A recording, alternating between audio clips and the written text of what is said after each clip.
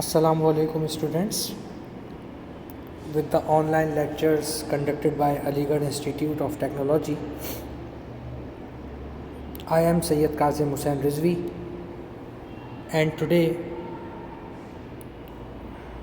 we are starting the lectures of English, and it's my lecture number 1 for class first year. So today is our first lecture, so let me introduce myself. My complete name is Sayyid Kazim Hussain Rizvi. You can call me Sir Kazim. I have been teaching here since November 2012. I have done Masters in English Literature from Federal Urdu University. So let's start. Course Technical English, code ENG 112. Topic Introduction or Distribution of Marks. Because today is our introductory lecture, so I will tell you also the paper pattern or distribution of marks in this lecture. Department Basic Sciences. I belong to Basic Science Department. So this is the little introduction. Introduction to English, जो भी आपका syllabus है उसके बारे में आज हम बात करेंगे. First of all let us discuss about the syllabus, कि आपका सिलेबस जो है वो क्या है. सबसे पहले इस पे बात होगी. The syllabus of English which is included in your technology, whether you belong to CIT, software, biomedical, electrical, electronics etcetera, has been taken from Intermediate English Book 2. तो यहाँ एक चीज़ तो क्लियर है कि जो भी इंग्लिश के हवाले से आपका सिलेबस सिंध टेक्निकल बोर्ड ने फर्स्ट ईयर के लिए रखा है, चाहे वो CIT हो, सॉफ्टवेयर हो, बायोमेडिकल हो, इलेक्ट्रिकल, इलेक्ट्रॉनिक्स, सिविल, जो भी टेक्नोलॉजी से आपका ताल्लुक़ है, ये सिलेबस जो है वो इंटरमीडिएट इंग्लिश बुक 2 से रखा गया है. यानी इंटर के अंदर जो सेकेंड ईयर में किताब पढ़ाई जाती है इंग्लिश की, उससे तमाम चीज़ें हासिल की गई हैं. We have neither drama nor poetry in our syllabus, यानी कि हमारे इस सिलेबस के अंदर ना ही ड्रामा है और ना ही पोइट्री है. We have just only 8 chapters, यानी हमारे पास सिर्फ जो है वो 8 चैप्टर्स हैं जो कि सेकेंड ईयर की बुक से लिए गए. इसका मतलब यहाँ पर ये कि जिन बच्चों ने इंटरमीडिएट अपना कंप्लीट कर रखा है, या जो बच्चे इस वक्त सेकेंड ईयर में मौजूद हैं, उनके लिए काफ़ी ज़्यादा हेल्पफुल है हमारा ये कोर्स जो है. तो पहली चीज़ तो यहाँ पर क्लियर हो जाएगी कि सिलेबस आपका जो भी कुछ है वो तमाम का तमाम इंटरमीडिएट इंग्लिश से लिया गया है, और इसके अंदर ना ही कोई ड्रामा है ना ही पोइट्री है. आई एडिड वन मोर थिंग, एक चीज़ मैं और इजाफा कर देता हूँ यहाँ पर, कि we have neither direct indirect nor active passive in our grammar portion. हमारे ग्रामर पोर्शन के अंदर ना ही डायरेक्ट इनडायरेक्ट हैं और ना ही एक्टिव पैसिव हैं. We have just only essay, letter, applications, parts of speech और अदर सम थिंग्स.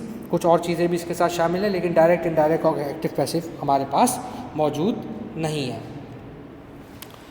तो इंट्रोडक्शन की तरफ चलते हैं इंग्लिश के, कि ये जो आपके पास सब्जेक्ट है इंग्लिश, ये बेसिकली है क्या.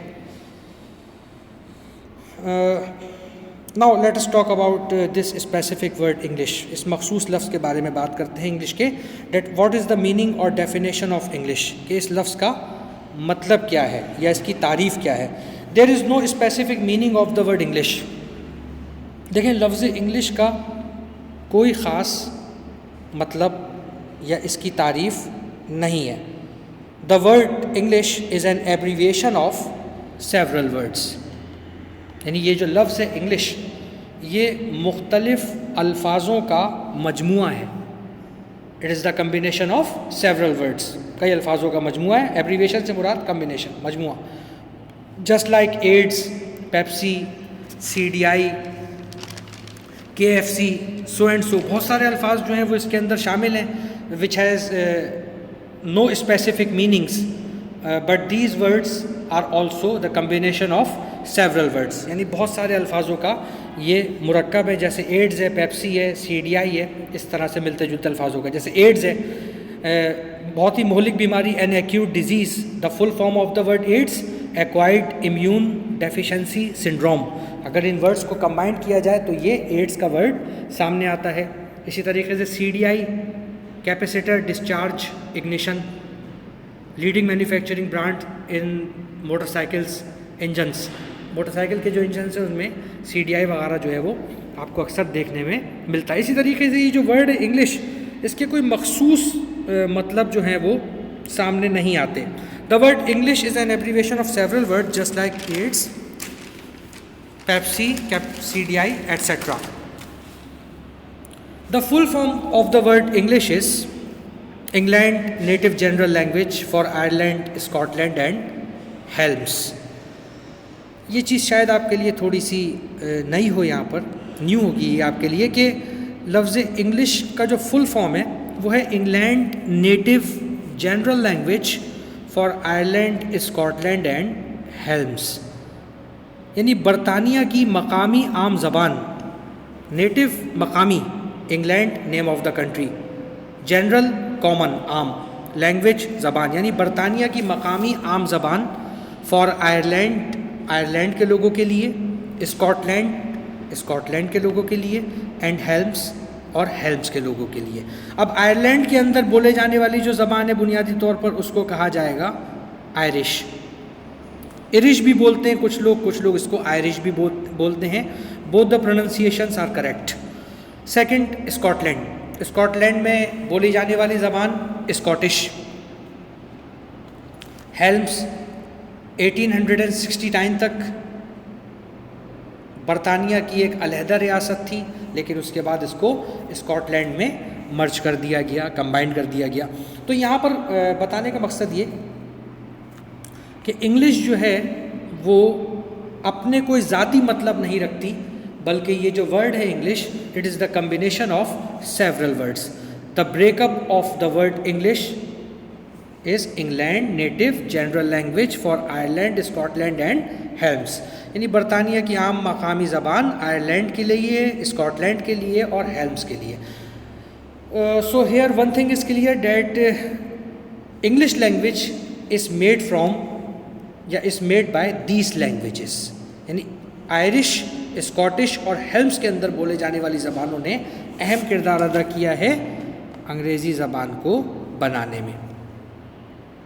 We have been reading, learning और स्पीकिंग इंग्लिश सिंस क्लास 1 और from Montessori.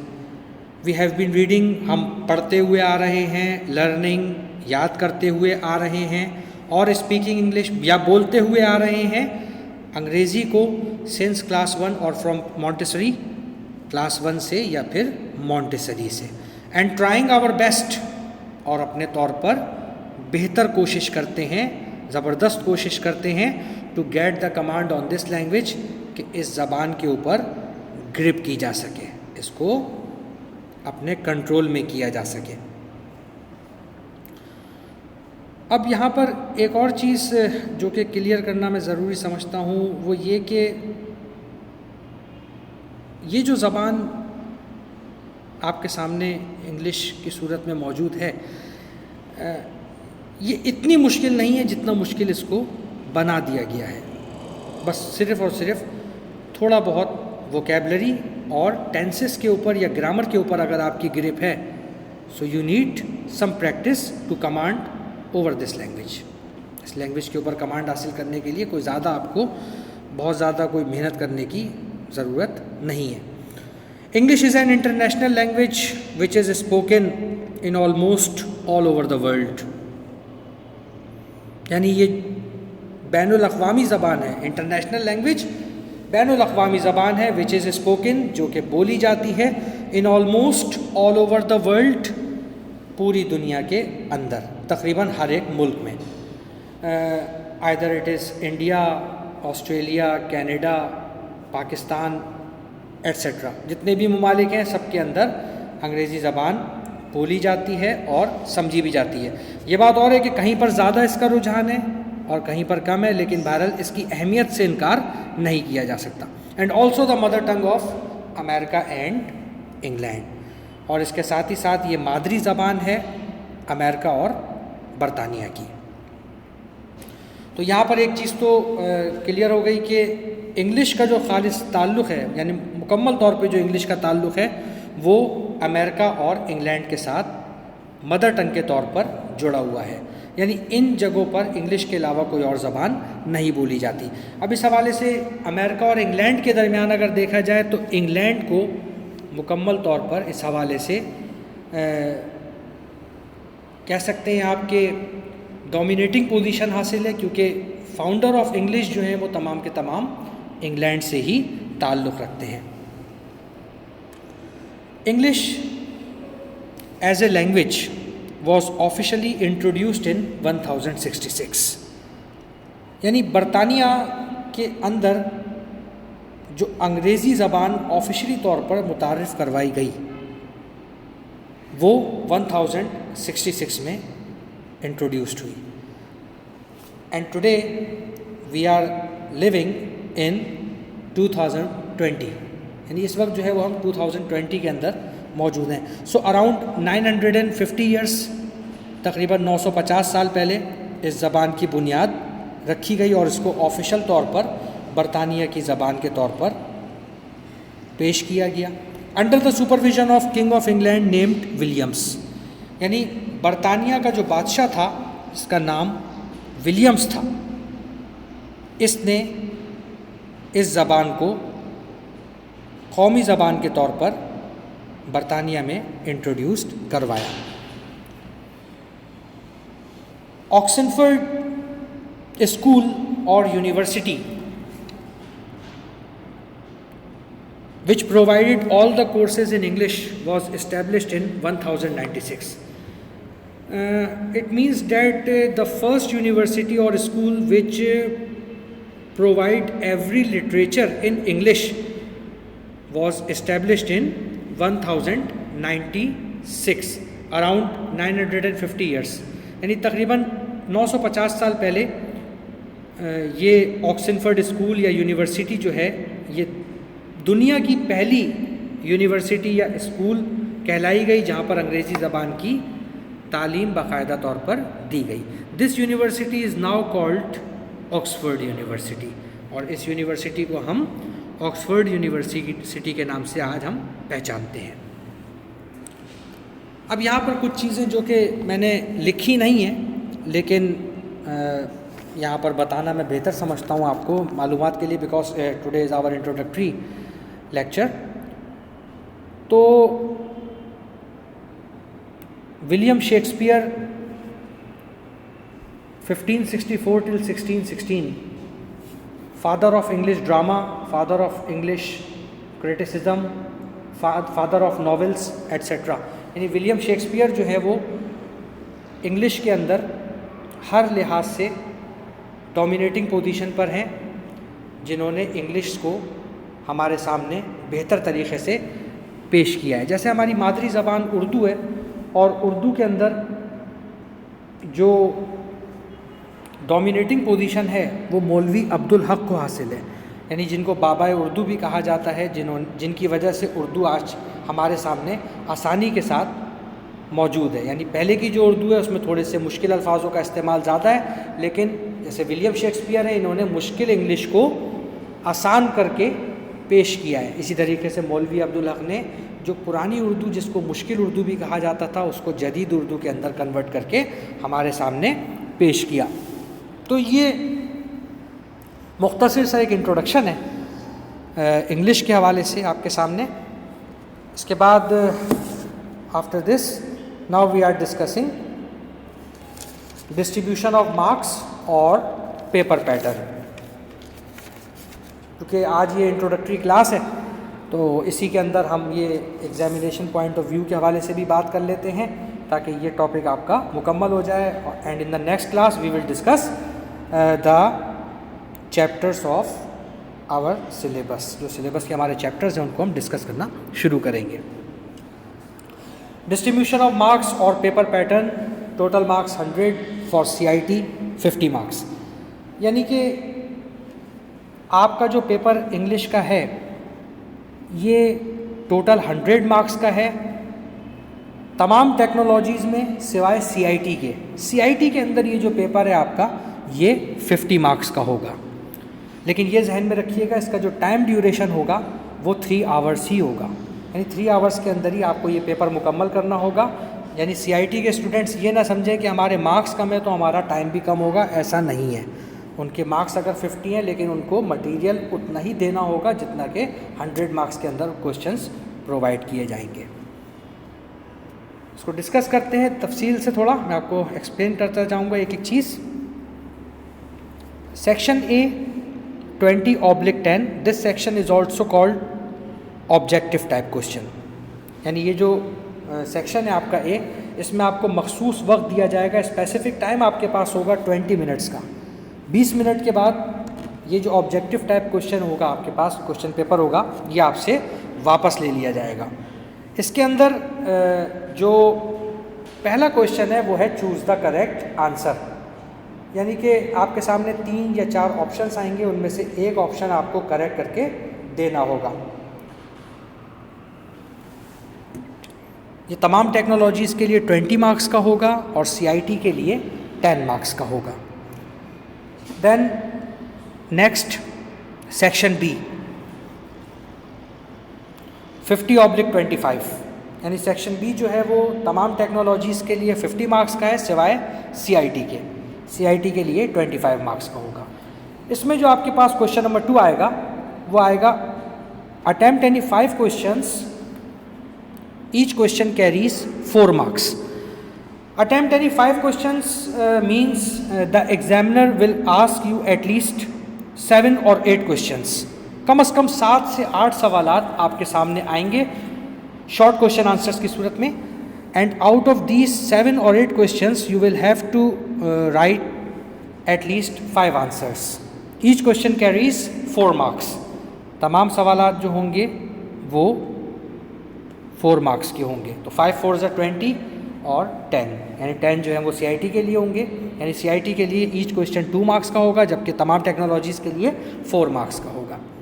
Question number 3, translate the following lines into Urdu.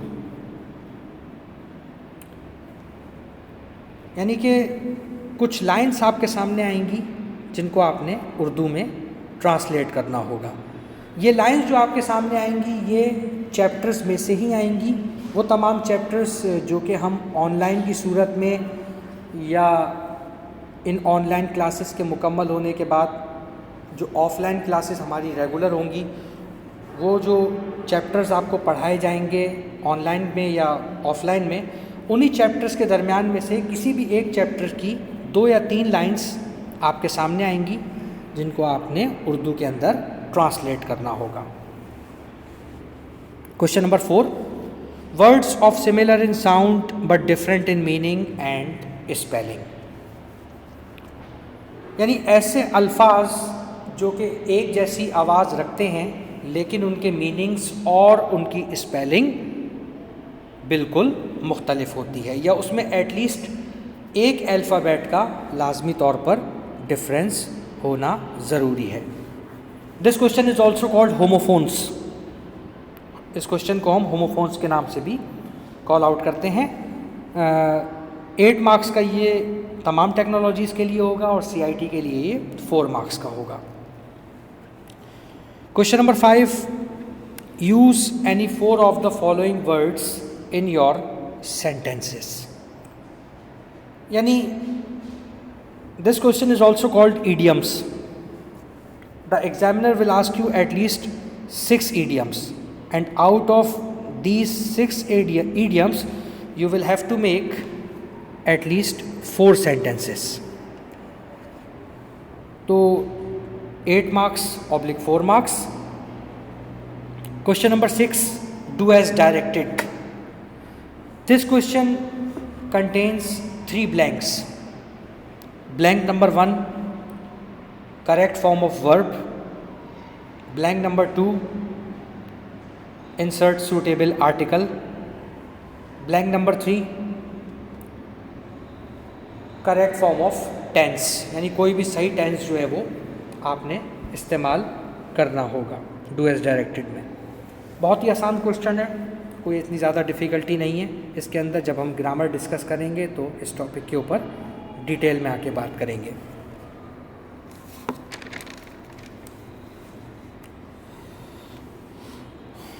Section C 30/15, यानी सेक्शन सी जो है वो 30 मार्क्स का होगा तमाम टेक्नोलॉजीज़ के लिए और 15 मार्क्स का होगा CIT के लिए।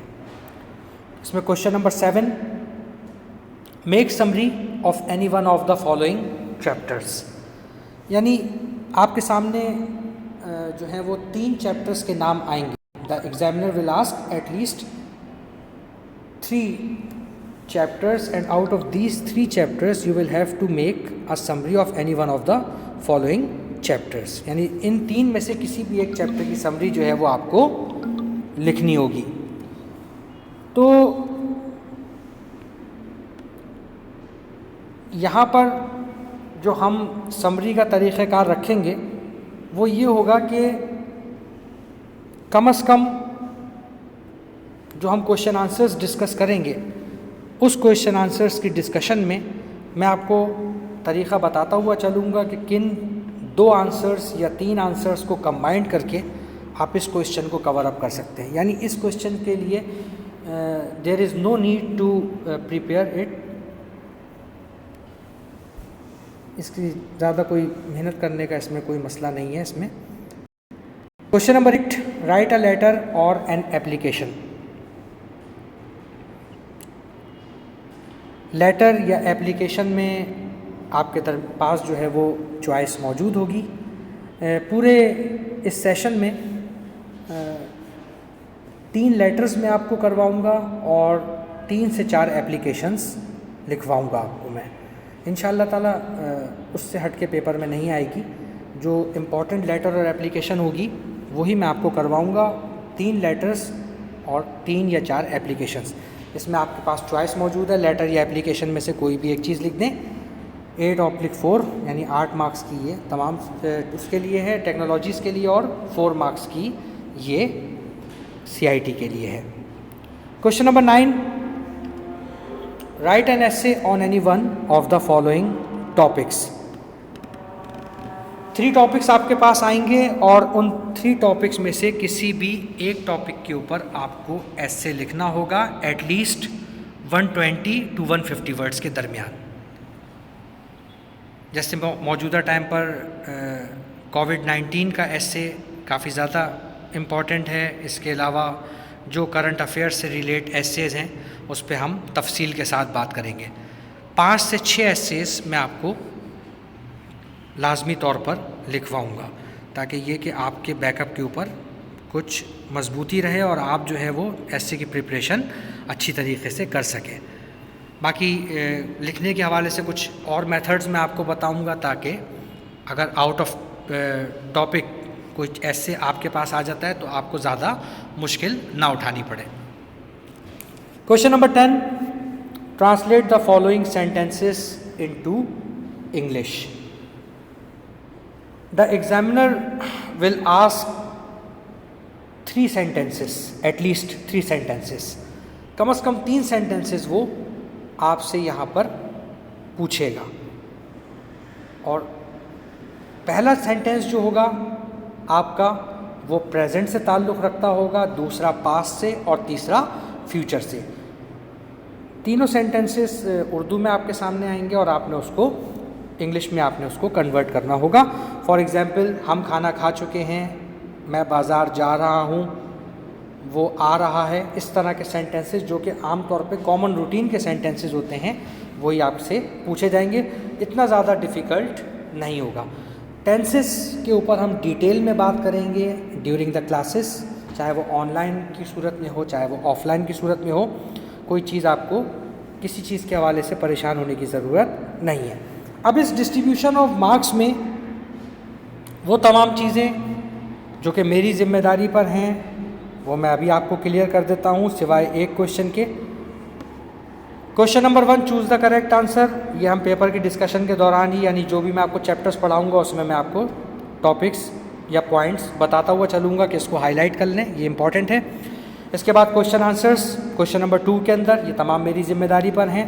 Translate the following lines, chapter को हम डिटेल में पढ़ेंगे तो उसी डिटेल के अंदर ये क्वेश्चन हमारा कवर अप हो जाएगा। Question number 4, words of similar in sound but different in meaning and spelling. ये क्वेश्चन मुकम्मल तौर पर क्लास के अंदर तफसील के साथ इसको मैं डिस्कस करूँगा ताकि इसके तमाम कॉन्सेप्ट जो हैं वो क्लियर हो जाएँ। Question number 5, use any 4 of the following words in your sentences. This question is also called idioms. ये क्वेश्चन आपको अपने तौर पर खुद से करना होगा, यानी कि ये वाहिद क्वेश्चन है जो कि मैं नहीं करवाऊंगा, सिर्फ आपको इम्पॉर्टेंट इडियम्स बता दूंगा, क्योंकि आम तौर पर चांसेस ज़्यादातर जो हैं वो 9 और मैट्रिक क्लास के इडियम्स के ही आने के होते हैं, जैसे a red letter day, once in a blue moon, at 11th आवर। तो इस तरीके के जो आम तौर पे इडियम्स हैं वो यहाँ पर रिपीट होंगे। मैं आपको सिर्फ इम्पॉर्टेंट इडियम बता दूंगा, इसकी प्रिपरेशन आप खुद से करेंगे। Question number 6, do as directed. इसके अंदर articles, tenses, correct form of verb, ये तमाम चीज़ें मेरी जिम्मेदारी पर हैं, मैं आपको बताऊंगा तमाम चीज़ें। Make summary of any one of the following chapters. Question number 7, summary का तरीक़ाकार मैंने आपको ड्यूरिंग डिस्कशन भी बताया अभी, और दोबारा रिपीट कर रहा हूँ कि कोई से भी 2 या 3 आंसर्स को हम कंबाइन करेंगे ताकि इसके लिए एक्स्ट्रा आपको प्रिपेयर ना होना पड़े। Question number 8, write a letter और एन एप्लीकेशन। 3 लेटर्स और 3 एप्लीकेशन मैं आपको लिखवाऊंगा या 4 एप्लीकेशंस लिखवाऊंगा। इसके बाद क्वेश्चन नंबर 9 मेरी जिम्मेदारी पर है, write an essay on any one of the following topics. 5 essays या 6 एस्सेज हम इंशाल्लाह ताला मुकम्मल तौर पे कोशिश करेंगे कवर अप करने की। उसके बाद question number 10, translate the following sentences into English, यानी कि यहाँ पर इसके अंदर भी वही टेंसेस का काम है, प्रेजेंट, पास्ट और फ्यूचर। तो ये आपका डिस्ट्रीब्यूशन ऑफ मार्क्स और पेपर पैटर्न जो है वो यहाँ पर डिटेल में मैंने आपको डिस्क्राइब कर दिया है। इसके बाद लास्ट में बुक नेम, जिस किताब से मैं आपको पढ़ाऊँगा, technical English by Syed Manzar Abbas, code ENG 112, revise edition 2013, 14 और 15, यानी 2013 से पहले का एडिशन कोशिश कीजिएगा कि ना लें। 2013 का आपके पास कम से कम एडिशन होना चाहिए। कोड इसका है ENG 112, author name Syed Manzar Abbas. One more thing, make a register of 200 pages and divide it into 2 portions. 200 pages का एक रजिस्टर आप तैयार करेंगे एंड डिवाइडेड इनटू 2 पोर्शंस, 2 हिस्सों में इसको तकसीम किया जाएगा। 100 पेजेस फॉर टेक्स्ट, यानी 100 पेजेस के अंदर आपका तमाम 8 चैप्टर्स का काम होगा, चाहे वो ट्रू एंड फॉल्स की सूरत में हो, फिल इन द ब्लैंक्स की सूरत में हो या क्वेश्चन आंसर्स की सूरत में हो। एंड 100 पेजेस फॉर ग्रामर, और बाकी रिमेनिंग 100 पेजेस के अंदर हम ऐसे, एप्लीकेशन, लेटर, होमोफोन्स और इस तरह की दूसरी चीज़ें हम तैयार करेंगे। So I hope that each and everything is clear in this lecture. मुझे उम्मीद है कि कोई ऐसी ज़्यादा परेशानी आपको नहीं हुई होगी। बाकी ये कि कोई भी चीज़ ऐसी है जो आपकी समझ में ना आए तो उसको आप मुझसे पूछ सकते हैं, कमेंट्स के अंदर पूछ सकते हैं, या थोड़ा सा वेट करके मौका निकाल के आप आके भी मालूम कर सकते हैं, कोई इतनी ज़्यादा मुश्किल नहीं है। तमाम चीज़ें इंशाअल्लाह ताला वक्त के साथ साथ मुकम्मल होती जाएंगी, बस सिर्फ आपके कोऑपरेशन की ज़रूरत होगी। That's all for today students, thanks a lot and take care. अल्लाह हाफ़िज़।